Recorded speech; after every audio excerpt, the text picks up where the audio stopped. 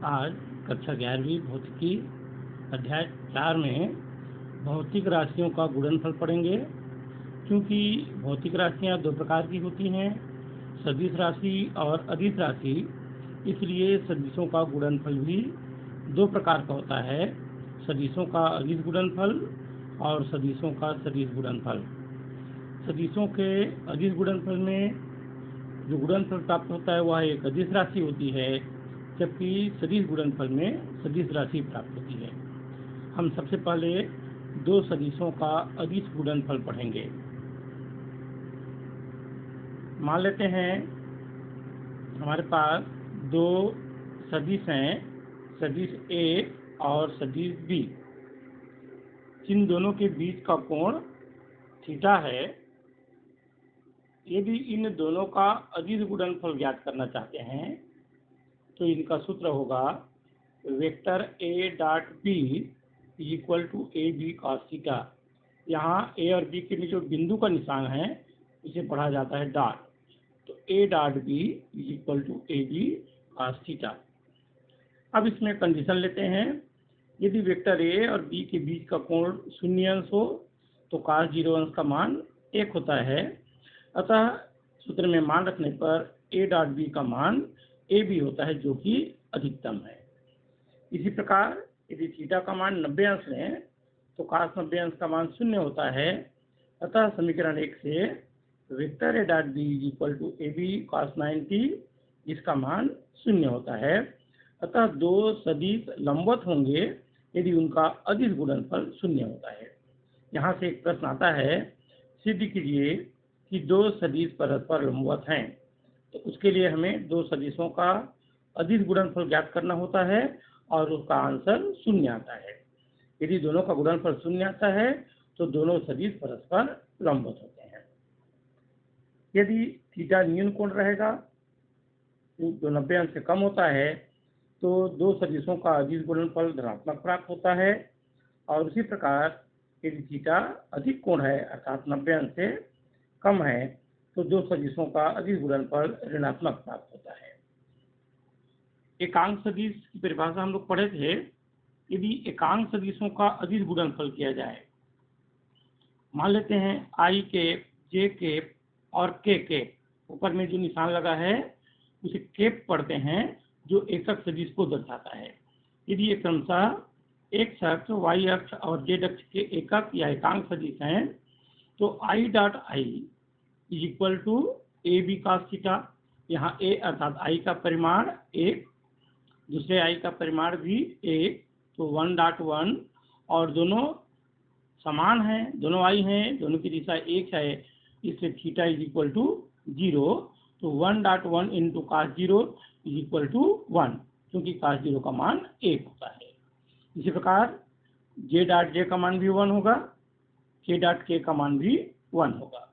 लेकिन यदि I dot J करें और सूत्र में मान रखें तो AB cos थीटा में I का परिमाण 1, J का परिमाण 1 और I और J परस्पर लंबवत हैं, इसलिए थीटा का मान 90 अंश होगा, तो I डॉट I cos 90 अर्थात पूरा का मान 0 होगा। इसी प्रकार J डॉट K का मान भी 0 और K डॉट I का मान भी 0 होगा।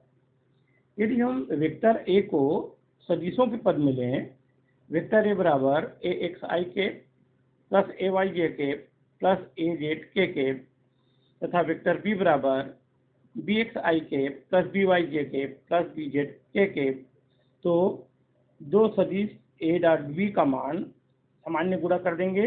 पहले वेक्टर A का मान AXI के plus AYJ plus AZK dot B का मान BXI के plus BYJ plus BZK।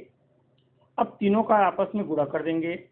AX का AXI कैप का गुणा दूसरे कोष्ठक से पूरा करेंगे, दूसरे बार AYJ कैप का गुणा पूरे से करेंगे और तीसरे बार AZK का गुणा तीनों से करेंगे।